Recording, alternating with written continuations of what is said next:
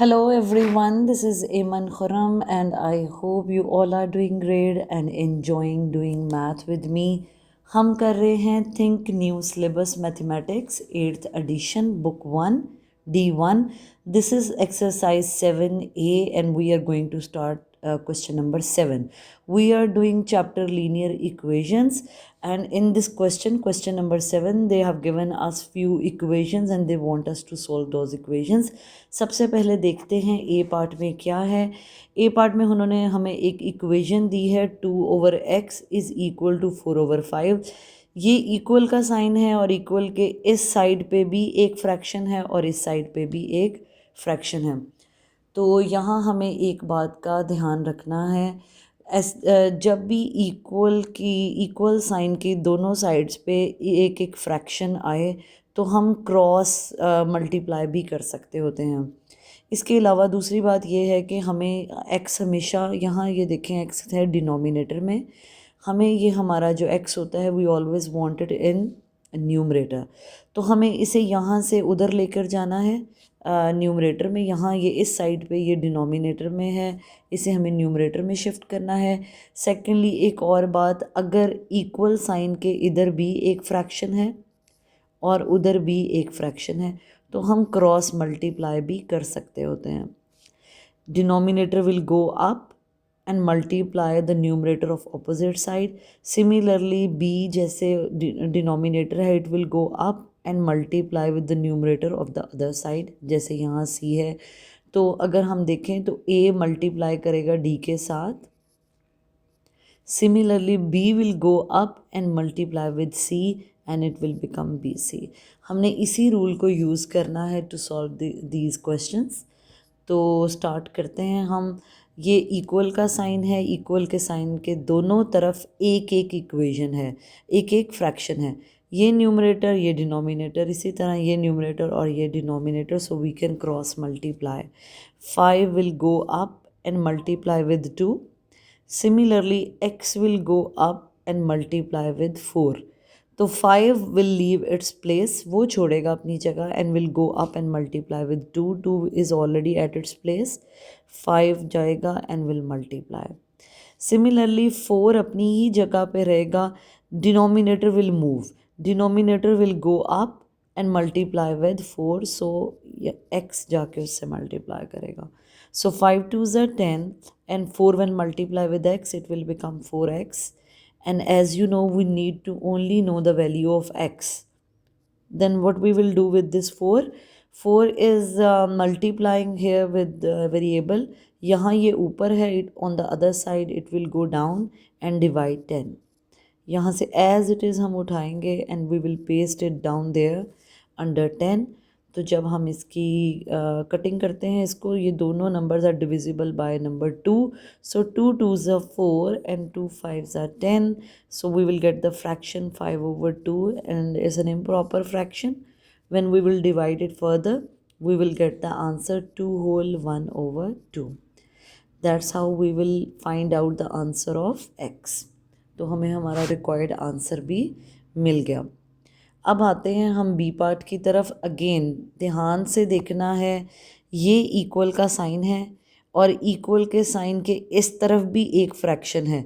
दिखने में ये y-1 है बट ये एक ही ट्रीट होगा, एक ही एक्सप्रेशन ट्रीट होगा और ये पूरे का पूरा डिनोमिनेटर में है. So we will consider it one expression. Numerator है 12, डिनोमिनेटर है y-1. इसी तरह ऑपोजिट साइड पे यानी राइट हैंड साइड पे अगर आएँ तो we have 2 as a numerator and 3 as a denominator. तो इक्वल के दोनों साइड्स पे दो फ्रैक्शंस हैं.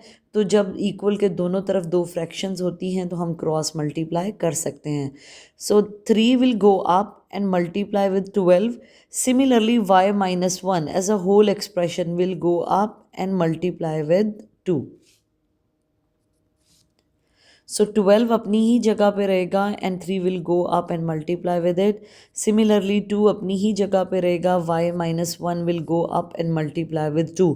सो I am writing it in an bracket so that we can get to know. So 2 is multiplying with the whole expression y-1. 2 सारे expression से multiply होगा.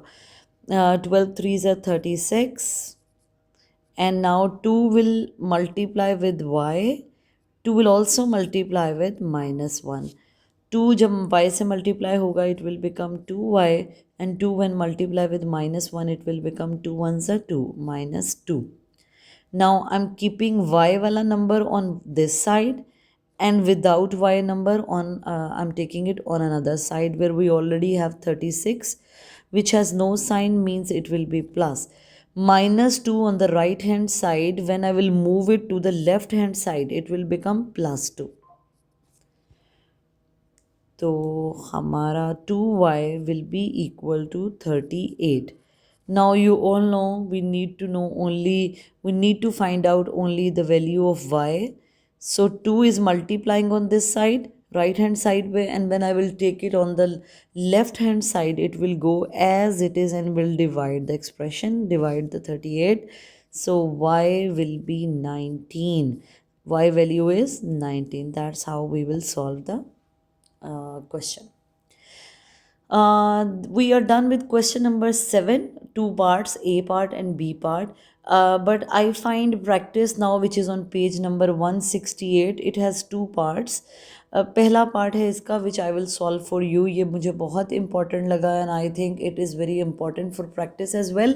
तो इसलिए मैं ये भी करवा रही हूँ. पेज नंबर 168 पे we have a practice now, जिसका ए पार्ट ये बी वाला पार्ट है which I am going to solve, और ए पार्ट मैं आपको दूंगी फॉर अ कॉन्सेप्ट चेक. वो आपने खुद करना होगा and then I will wait for your answers. You will solve this part and do give me your answer in comments, right. चलें जी, इसको सॉल्व करते हैं. Again we have an equal sign, और इक्वल साइन के right hand side पे भी we have 3/2 as a fraction, और लेफ्ट हैंड साइड पे देखें तो we in numerator we have a complete expression y-3, and in denominator we again have a complete expression which is y+4. तो जब equal की दोनों साइड्स पे एक एक फ्रैक्शन हो तो हम क्या कर सकते हैं, हम क्रॉस मल्टीप्लाई कर सकते हैं. सो y-3 इज़ ऑलरेडी देयर, वो वहीं रहेगा. 2 will go up and multiply with this, तो 2 जाएगा और पूरे एक्सप्रेशन से मल्टीप्लाई. सिमिलरली 3 अपनी ही जगह पे रहेगा. y+4 as it is will go up and multiply with this 3. As it is हमने जाके उसको ऊपर ले जाना है, we will multiply. Now this now we will do the expansion. 2 will multiply with y and 2 will also multiply with -3. Similarly on right hand side 3 will multiply with y, but 3 will also multiply with 4. 2 when multiply with y it will become 2y, and 2 when multiply with -3 it will become -6, because 2 3s are 6. 3 when multiply with y it will become 3y. Similarly 3 when multiply with +4 it becomes +12. Now we all know y numbers should be on one side of the equal sign, and without y numbers should be on the other side of the equal sign. So this is pretty easy. 3y, let me keep 3y on this side, on the right hand side. ये है plus का 2y on left hand side, क्योंकि इसका कोई sign नहीं था, मतलब ये प्लस का. तो ये प्लस का 2y है. When I will take it on the other side of the equal, equal की उस साइड पे इसको जब मैं लेके जाऊंगी तो ये बन जाएगा -2y. यहाँ ऑलरेडी -6 है, लेकिन ये +12 जब उधर जाएगा तो ये क्या बन जाएगा, -12, right. Okay, now we will solve it. 3y से 2y माइनस करते हैं तो we will get the answer 1y, means y. Minus अब इस साइड पे सॉल्व करते हैं हम, तो माइनस माइनस प्लस होता है, हम नंबर्स को प्लस करेंगे. 12 and 6 18, और साइन किसका, बड़े नंबर का, विच इज़ 12, और 12 के साथ है -8. सो y की वैल्यू आ गई हमारी -18. That's how we will solve this equation for the value of y. So easy. Now you will solve this part. 8/2x - 3 ये न्यूमरेटर है, और ये पूरा एक्सप्रेशन डिनोमिनेटर है. 2x - 3 ये पूरा एक्सप्रेशन आपका डिनोमिनेटर है. दूसरी साइड पे 4 है, 4 का कोई डिनोमिनेटर नहीं, तो we can assume it has 1 as a denominator. अब आप ये वाली इक्वेशन खुद सॉल्व करेंगे and give me your answers in comment. I will wait for it. Thank you so much for watching the video. Hopefully you get the concept.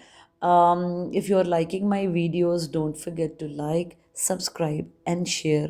Solve with Iman. Thank you.